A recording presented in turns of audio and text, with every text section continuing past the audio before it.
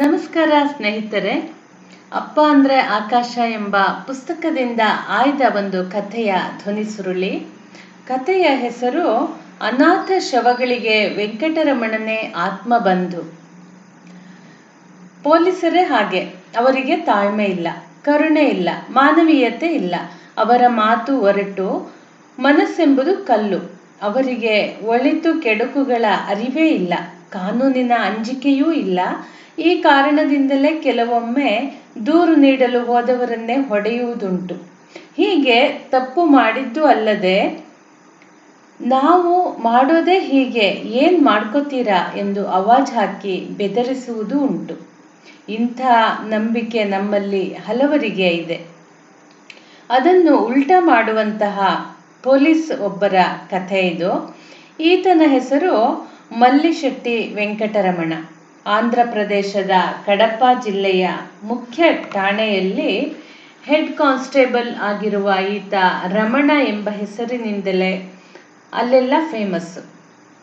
ನೋಡಿದ ತಕ್ಷಣಕ್ಕೆ ಜಟ್ಟಿಯಂತೆ ಕಾಣುವ ಈತ ಮೆಲು ಮಾತಿನ ಸೌಜನ್ಯವಂತ, ಪ್ರಾಮಾಣಿಕ, ಕರುಣಾಳು, ಅನಾಥ ಮಕ್ಕಳ ಪಾಲಿಗೆ ಪ್ರೀತಿಯ ಅಂಕಲ್ಲು. ಎಲ್ಲಕ್ಕಿಂತ ಮಿಗಿಲಾಗಿ ಈತ ಅನಾಥ ಶವಗಳ ಪಾಲಿನ ಆತ್ಮಬಂಧು. ಈವರೆಗೂ ವಾರಸುದಾರರೇ ಇಲ್ಲದ 258ಕ್ಕೂ ಹೆಚ್ಚು ಶವಗಳಿಗೆ ಈತ ಹೆಗಲು ಕೊಟ್ಟಿದ್ದಾನೆ. ವಿಧಿವಿಧಾನಗಳಂತೆ ಅವುಗಳ ಸಂಸ್ಕಾರ ಮಾಡಿದ್ದಾನೆ. ಪೊಲೀಸ್ ಆಗಿರುವ ವ್ಯಕ್ತಿಯೊಬ್ಬ ಹೀಗೆ ಅನಾಥ ಶವಗಳ ಸಂಸ್ಕಾರಕ್ಕೆ ಟೊಂಕ ಕಟ್ಟಿ ನಿಂತಿರುವುದಾದರೂ ಹೇಗೆ? ಏಕೆ? ಈ ಸೇವೆಯಿಂದ ಅವನಿಗೆ ಸಿಗುವುದಾದರೂ ಏನು? ಸರ್ಕಾರಿ ನೌಕರನೊಬ್ಬ ಹೀಗೆ ಅನಾಥ ಶವಗಳ ಹಿಂದೆ ನಡೆದು ಹೋದರೆ ಅಧಿಕಾರಿಗಳು ಸುಮ್ಮನಿರುತ್ತಾರಾ? ಶವ ಸಂಸ್ಕಾರದಂಥ ಕಾಯಕದಲ್ಲಿ ತೊಡಗಲು ಈ ಪೊಲೀಸಪ್ಪನಿಗೆ ಒದಗಿ ಬಂದ ಪ್ರೇರಣೆಯಾದರೂ ಯಾವುದು? ಇಂಥವೇ ಕುತೂಹಲದ ಪ್ರಶ್ನೆಯೊಂದಿಗೆ ಗೆಳೆಯ ಎಸ್ ನಾಗರಾಜ್ ಅವರೊಂದಿಗೆ ಕಡಪಕ್ಕೆ ಹೋಗಿದ್ದಾಯಿತು. ನಮ್ಮ ಕುತೂಹಲದ ಪ್ರಶ್ನೆಗಳಿಗೆ ವೆಂಕಟರಮಣ ಉತ್ತರಿಸಿದ್ದು ಹೀಗೆ. ಅದು 1993ರ ಒಂದು ದಿನ. ನಾನಾಗ ಕಡಪ ಜಿಲ್ಲೆಯ ಪೆರುಮಾಮಿಳ್ಳ ಠಾಣೆಯಲ್ಲಿದ್ದೆ. ಅವತ್ತು ವಾರದ ರಜೆ ಇತ್ತು. ಮನೆಯಲ್ಲಿ ಇದ್ಕೊಂಡು ಏನು ಮಾಡುವುದು ಎಂದುಕೊಂಡು ಹಾಗೆ ಸುಮ್ಮನೆ ಠಾಣೆಗೆ ಬಂದಿದ್ದೆ. ಸ್ವಲ್ಪ ಹೊತ್ತಿನ ನಂತರ ಗ್ರಾಮದ ಮುಖಂಡನೊಬ್ಬ ಇನ್ಸ್ಪೆಕ್ಟರ್ ಬಳಿಗೆ ಓಡಿ ಬಂದವನೇ ಗಾಬರಿಯಿಂದ ಬಡಬಡಿಸಿದ. ಸಾಹೇಬ್ರೆ, ಊರ ಹೊರಗಿನ ಬಾವಿಯ ಬಳಿ ಭಿಕ್ಷುಕಿಯೊಬ್ಬಳ ಶವ ಪತ್ತೆಯಾಗಿದೆ ಎಂದ. ಇನ್ಸ್ಪೆಕ್ಟರ್ ತಕ್ಷಣವೇ ಹೇಳಿದರು, ಭಿಕ್ಷುಕಿಯ ಶವ ಅಂದ ಮೇಲೆ ಅದು ಅನಾಥ ಶವ. ಅದನ್ನು ಅಲ್ಲೇ ಒಂದು ಕಡೆ ದಫನ್ ಮಾಡಿ ಮುಗಿಸಿಬಿಡಿ. ಈ ಕೆಲಸ ಆದಷ್ಟು ಬೇಗ ಆಗಲಿ. ಲೇಟ್ ಮಾಡಿದ್ರೆ ಶವ ವಾಸನೆ ಬರುತ್ತೆ. ಹೀಗೆಂದ ಇನ್ಸ್ಪೆಕ್ಟರ್ ನನ್ನತ್ತ ತಿರುಗಿ ಹೇಳಿದರು, ರಮಣ, ಈ ಪಟೇಲರ ಜೊತೆ ಹೋಗಿ ಶವ ಸಂಸ್ಕಾರಕ್ಕೆ ನೆರವಾಗು ಎಂದರು. ಇನ್ಸ್ಪೆಕ್ಟರ್ ಮಾತು ಕೇಳಿ ಬೇಜಾರಾಯಿತು, ಕಿರಿಕಿರಿ ಅನ್ನಿಸ್ತು. ಬೆಳಿಗ್ಗೆಯೇ ಅನಾಥ ಶವದ ಮುಖ ನೋಡಬೇಕಾಗಿ ಬಂತಲ್ಲ, ನಾನು ಯಾಕಾದ್ರೂ ಸ್ಟೇಷನ್ಗೆ ಬಂದೆನೋ ಅನ್ನಿಸಿಬಿಡ್ತು. ಆದರೆ ತಿರುಗಿ ಮಾತನಾಡುವ ಹಾಗೆ ಇರಲಿಲ್ಲ. ಆಗ ನಿರುಪಾಯವಾಗಿ ಹೇಳಿದೆ, ಸರ್, ಇವತ್ತಿನ ರಜೆಯನ್ನು ನಾಳೆಗೆ ಕೊಡುವುದಾದರೆ ಮಾತ್ರ ಶವ ಸಂಸ್ಕಾರದ ಜವಾಬ್ದಾರಿ ಹೊರುತ್ತೇನೆ ಎಂದೆ. ಈ ಕೋರಿಕೆಗೆ ಇನ್ಸ್ಪೆಕ್ಟರ್ ತಕ್ಷಣವೇ ಒಪ್ಪಿಕೊಂಡರು. ಬೇರೆ ದಾರಿ ಇಲ್ಲದೆ ಒಲ್ಲದ ಮನಸ್ಸಿನಿಂದಲೇ ಪಟೇಲರ ಜೊತೆ ಹೋದೆ. ಏನಾಗಿತ್ತು ಅಂದರೆ, ಭಿಕ್ಷುಕಿಯೊಬ್ಬಳು ಬಾವಿಯಲ್ಲಿ ನೀರು ಕುಡಿಯಲು ಹೋಗಿ ಕಾಲು ಜಾರಿ ಬಿದ್ದು ಹೋಗಿದ್ದಳು. ಆಕೆಯ ಶವ ವಿಕಾರವಾಗಿತ್ತು. ಅದರ ಕಣ್ಣು, ಮೂಗು, ತುಟಿಗಳನ್ನು ಮೀನು ತಿಂದು ಹಾಕಿದ್ದವು. ಪಟೇಲರು ಗುಂಡಿ ತೋಡಲು ಜನರನ್ನು ಕರೆಯಲೆಂದು ಊರಿಗೆ ಹೋದರು. ನಂತರ ಅಲ್ಲಿ ಉಳಿದದ್ದು ಇಬ್ಬರೇ, ನಾನು ಮತ್ತು ಶವ. ಆಗಲೇ ನಾನು ಯೋಚಿಸಿದೆ, ಈ ಮುದುಕಿ ಯಾರು, ನಾನ್ಯಾರು? ಈಕೆಯ ಅಂತ್ಯ ಸಂಸ್ಕಾರಕ್ಕೆ ಸಾಕ್ಷಿಯಾಗಬೇಕಾದ ಅನಿವಾರ್ಯತೆ ನನಗಾದರೂ ಏಕೆ ಬಂತು? ಇದೆಂಥ ಋಣಾನುಬಂಧ? ಈ ಹೆಂಗಸು ಚಿಕ್ಕಂದಿನಲ್ಲಿ ತುಂಬಾ ಸುಂದರಿಯಾಗಿದ್ದಳೋ ಏನೋ, ಯೌವನದಲ್ಲಿ ಯಾರನ್ನಾದರೂ ಪ್ರೀತಿಸಿದ್ದಳೋ ಏನೋ, ಭವಿಷ್ಯದ ಬಗ್ಗೆ ನೂರಾರು ಕನಸು ಕಂಡಿದ್ದಳೇನೋ, ಪ್ರಾಯದ ಅಮಲಿನಲ್ಲಿ ಒಂದಷ್ಟು ಹಮ್ಮು ಬಿಮ್ಮು ಒಣಜಂಬ ತೋರಿಸಿದ್ದಳೇನೋ. ಅಂತ ಹೆಂಗಸು. ವಿಧಿ ಲೀಲೆಯ ಕಾರಣದಿಂದ ಈಗ ಅನಾಥ ಶವ ಆಗಿದ್ದಾಳೆ. ಹೀಗೆಲ್ಲ ಯೋಚಿಸುತ್ತಿದ್ದಾಗಲೇ ಇಬ್ಬರು ಕೆಲಸಗಾರರೊಂದಿಗೆ ಪಟೇಲರು ಹಿಂದಿರುಗಿದರು. ನಂತರದ ಕೆಲವೇ ಹೊತ್ತಿನಲ್ಲಿ ಶವ ಸಂಸ್ಕಾರದ ಕೆಲಸ ಮುಗಿಯಿತು. ಈ ಘಟನೆ ನಡೆಯುವವರೆಗೂ ಉಳಿದೆಲ್ಲರಂತೆಯೇ ನಾನು ಸ್ವಾರ್ಥಿಯಾಗಿದ್ದೆ, ಆಸೆಬುರುಕನಾಗಿದ್ದೆ. ಆದರೆ ಭಿಕ್ಷುಕಿಯ ಶವ ಸಂಸ್ಕಾರದ ನಂತರ ನನಗೆ ಅರಿವಿಲ್ಲದಂತೆ ನನ್ನ ಒಳಮನಸ್ಸು ಬದಲಾಗಿತ್ತು. ಈ ಘಟನೆ ನಡೆದು 15 ದಿನ ಕಳೆದಿರಲಿಲ್ಲ. ಆಗಲೇ ಮತ್ತೊಂದು ಅನಾಥ ಶವದ ಸುದ್ದಿ ಠಾಣೆಗೆ ಬಂತು. ಇನ್ಸ್ಪೆಕ್ಟರ್ ತಕ್ಷಣವೇ ನನ್ನತ್ತ ತಿರುಗಿ, ರಮಣ, ಇದಕ್ಕೂ ಏನಾದರೂ ಒಂದು ವ್ಯವಸ್ಥೆ ಮಾಡಪ್ಪ ಎಂದರು. ಈ ಬಾರಿ ಎದುರಾಗಿದ್ದುದು ಒಬ್ಬ ಸನ್ಯಾಸಿಯ ಶವ.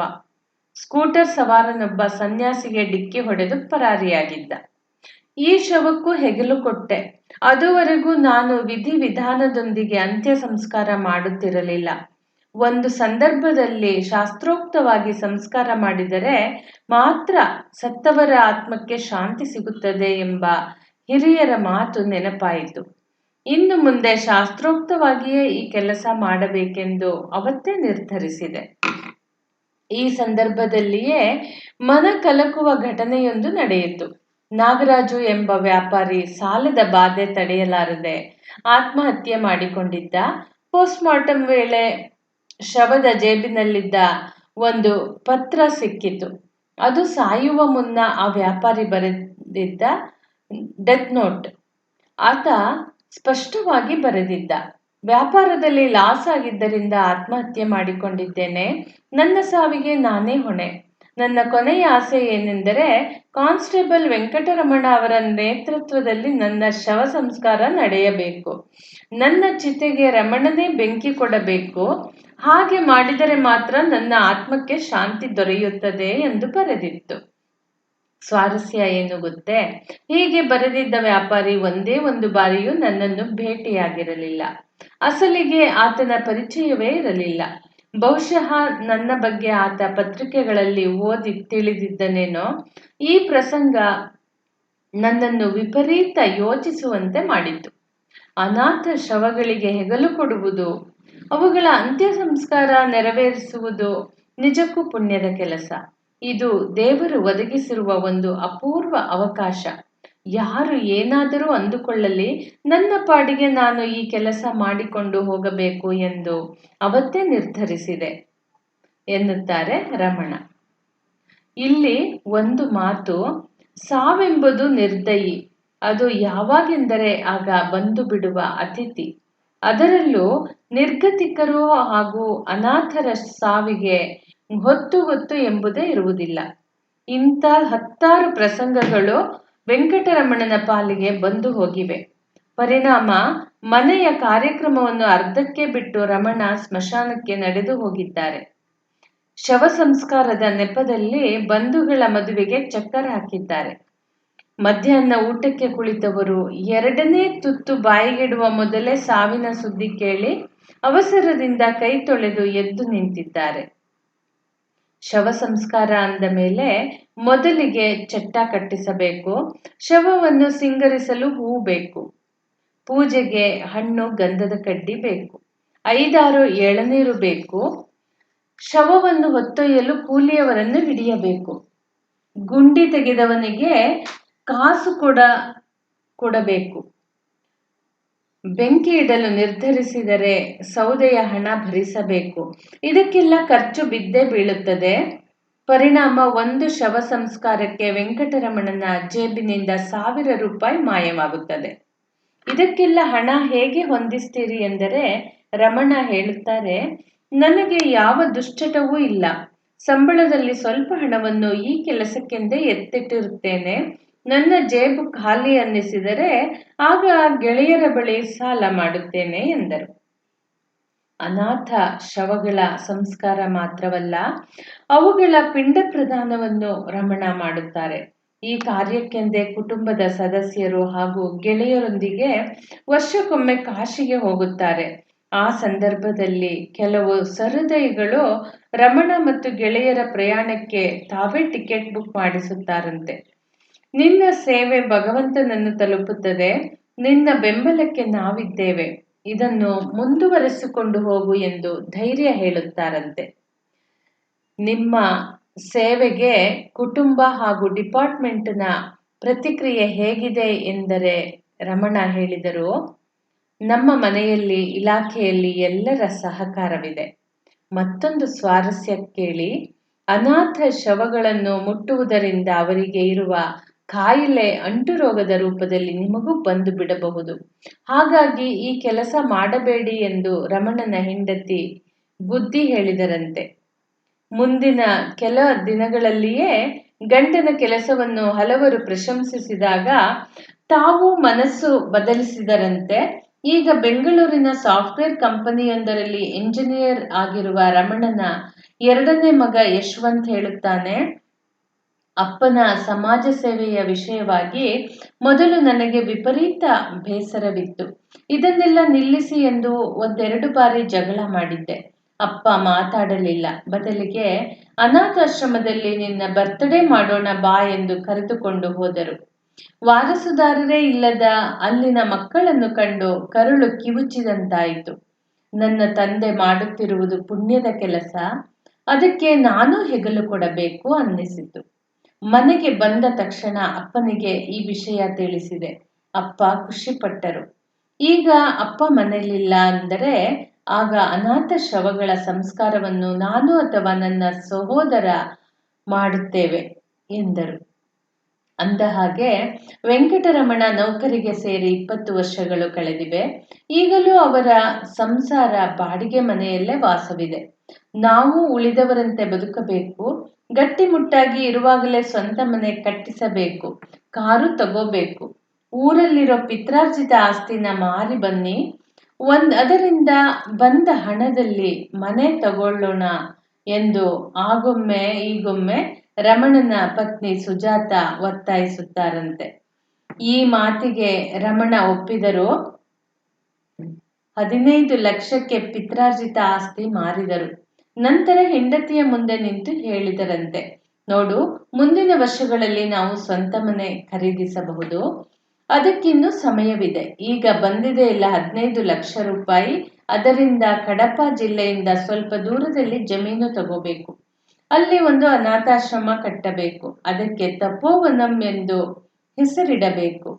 ನಿರ್ಗತಿಕರು ಅನ್ನಿಸಿಕೊಂಡ ಎಲ್ಲರಿಗೂ ಅಲ್ಲಿ ನೆಲೆ ಒದಗಿಸಬೇಕು ಅಂತ ನಿರ್ಧಾರ ಮಾಡಿದ್ದೀನಿ. ಬೇಡ ಅನ್ಬೇಡ, ಬೇಸರ ಮಾಡ್ಕೋಬೇಡ ಎಂದರಂತೆ. ಯಜಮಾನರು ಹೀಗೆಂದಾಗ ತುಂಬಾ ಬೇಜಾರಾಯಿತು ನಿಜ. ಆದರೆ ಅವರ ಆಶಯಕ್ಕೆ ಅಡ್ಡಿ ಮಾಡಲು ನನ್ನ ಮನಸ್ಸು ಒಪ್ಪಲಿಲ್ಲ ಅಂದರು ಸುಜಾತ. ಅನಾಥ ಶವಗಳಿಗೆ ಸಂಸ್ಕಾರ ಮಾಡುವುದು ಮಾತ್ರವಲ್ಲ, ಅನಾಥ ಮಕ್ಕಳ ಪೋಷಣೆಗೂ ಈ ಪೊಲೀಸಪ್ಪ ಮುಂದಾಗಿದ್ದಾನೆ. ಕಡಪ ಜಿಲ್ಲೆಯಲ್ಲಿ ಒಟ್ಟು 900 ಅನಾಥ ಮಕ್ಕಳಿವೆ. ಪ್ರತಿ ವರ್ಷದ ನವೆಂಬರ್ 14ರಂದು ಒಂದು ಕಲ್ಯಾಣ ಮಂಟಪವನ್ನು ಬುಕ್ ಮಾಡಿ ಅನಾಥ ಮಕ್ಕಳನ್ನೆಲ್ಲ ಅಲ್ಲಿಗೆ ಕರೆಸಿ ಒಂದೇ ದಿನ ಎಲ್ಲರ ಹುಟ್ಟುಹಬ್ಬ ಮಾಡುತ್ತಾರಂತೆ ರಮಣ ಅವರು. ಅವತ್ತು ಸೇವೆಯಲ್ಲಿ ನಂಬಿಕೆ ಇರುವ ನೂರಾರು ದಂಪತಿಗಳು ಸ್ವಪ್ರೇರಣೆಯಿಂದ ಬಂದು ಅನಾಥ ಮಕ್ಕಳಿಗೆ ಕೇಕ್ ತಿನ್ನಿಸಿ ಊಟ ಮಾಡಿಸಿ ಖುಷಿ ಪಡುತ್ತಾರಂತೆ. ಮತ್ತೊಂದು ವಿವರಣೆ ಕೇಳಿ. ಕಡಪ ನಗರದ ಪ್ರಮುಖ ಸ್ಥಳಗಳಲ್ಲಿ ಕಾಯಿನ್ ಬೂತ್ ಮಾದರಿಯ ಬಾಕ್ಸ್ಗಳನ್ನು ಇಡಲಾಗಿದೆ. ದಾನಿಗಳು ಈ ಬಾಕ್ಸ್ಗಳಿಗೆ ಬ್ರೆಡ್, ಬಿಸ್ಕೆಟ್, ಚಾಕೊಲೇಟ್ಗಳನ್ನು ಹಾಕುತ್ತಾರೆ.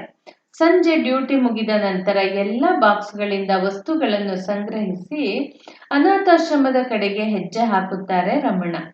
ಈತನ ಮುಖ ಕಂಡಾಕ್ಷಣ ಅನಾಥಾಶ್ರಮದಲ್ಲಿರುವ ಮಕ್ಕಳು ಮಾಮ ಬಂದ್ರು ಎನ್ನುತ್ತಾ ಓಡಿ ಬಂದು ತಬ್ಬಿಕೊಳ್ಳುತ್ತವೆ, ಕುಸುಮರಿ ಕಟ್ಟಿಕೊಳ್ಳುತ್ತವೆ, ಸುಮ್ಮನೆ ಹೆದರಿಸುತ್ತವೆ, ಸಂಕಟ ಹೇಳಿಕೊಳ್ಳುತ್ತವೆ. ನಿನ್ನೆ ಯಾಕೆ ಬರಲಿಲ್ಲ, ನಿನ್ ಜೊತೆ ಮಾತಾಡಲ್ಲ ಹೋಗು ಎಂದು ಠೂ ಬಿಡುತ್ತವೆ. ಮಕ್ಕಳ ಈ ಬಗೆಯ ಸಂಭ್ರಮವನ್ನು ಕಣ್ಣೊಳಗೆ ತುಂಬಿಕೊಂಡು ಹೇಳುತ್ತಾರೆ ರಮಣ ಅವರು, ಈ ಮಕ್ಕಳ ಸಡಗರ ಇದೆಯಲ್ಲ, ಅದಕ್ಕಿಂತ ಮಿಗಿಲಾದುದು ನನಗೆ ಏನೂ ಇಲ್ಲ ಎಂದು. ಈಗ ಪರಮಾತ್ಮ ಸೇವಾ ಟ್ರಸ್ಟ್ ಹೆಸರಿನ ಸಂಸ್ಥೆ ಸ್ಥಾಪಿಸಿ ಅದರ ಮೂಲಕವೇ ಎಲ್ಲ ಕೆಲಸ ಮುಂದುವರೆಸಿದ್ದಾರೆ ರಮಣ. ಇವರನ್ನು ಭೇಟಿ ಮಾಡಿದ ಶ್ರೀಮಂತನೊಬ್ಬ ಹೇಳಿದನಂತೆ, ನಿನ್ನ ಎಲ್ಲ ಕೆಲಸವನ್ನು ನನ್ನ ಹೆಸರಿಗೆ ಬರೆದುಕೊಡು, ನಿಂಗೆ ಕೇಳಿದ್ದಷ್ಟು ಹಣ ಕೊಡುತ್ತೇನೆ, ಫಂಡು ತರಿಸುತ್ತೇನೆ. ಇದನ್ನು ನೆನಪಿಸಿಕೊಂಡು ರಮಣ ವಿಷಾದದಿಂದ ಹೇಳಿದರು, ನನ್ನ ಆತ್ಮ ಸಂತೋಷಕ್ಕೆ ಅಂತ ಈ ಕೆಲಸ ಮಾಡ್ತಾ ಇದ್ದೀನಿ. ಗೆಳೆಯರು ಸಹೃದಯಿಗಳು ಬೆಂಬಲಕ್ಕಿದ್ದಾರೆ. ಫಂಡ್ನ ನೆರವಿಲ್ಲದೆ ಅನಾಥಾಶ್ರಮ ನಿರ್ಮಿಸ್ತೀನಿ. ಎಲ್ಲರ ಹಾರೈಕೆಗಳು ಇರಲಿ ಎಂದು. ಸ್ನೇಹಿತರೆ, ಎಂತಹ ಸಹೃದಯಿ ಅಲ್ವಾ ಈ ವೆಂಕಟರಮಣ ಅವರು. ಮತ್ತೆ ಮುಂದಿನ ಸಂಚಿಕೆಯಲ್ಲಿ ಮತ್ತೊಂದು ಸ್ಫೂರ್ತಿದಾಯಕ ಕಥೆಯೊಂದಿಗೆ ಭೇಟಿಯಾಗೋಣ. ನೀವು ನನ್ನ ಯೂಟ್ಯೂಬ್ ಚಾನಲ್ ಸಬ್ಸ್ಕ್ರೈಬ್ ಮಾಡಿಕೊಳ್ಳಿ ಹಾಗೂ ನಿಮ್ಮ ಸ್ನೇಹಿತರೊಂದಿಗೂ ಹಂಚಿಕೊಳ್ಳಿ. ಧನ್ಯವಾದಗಳು.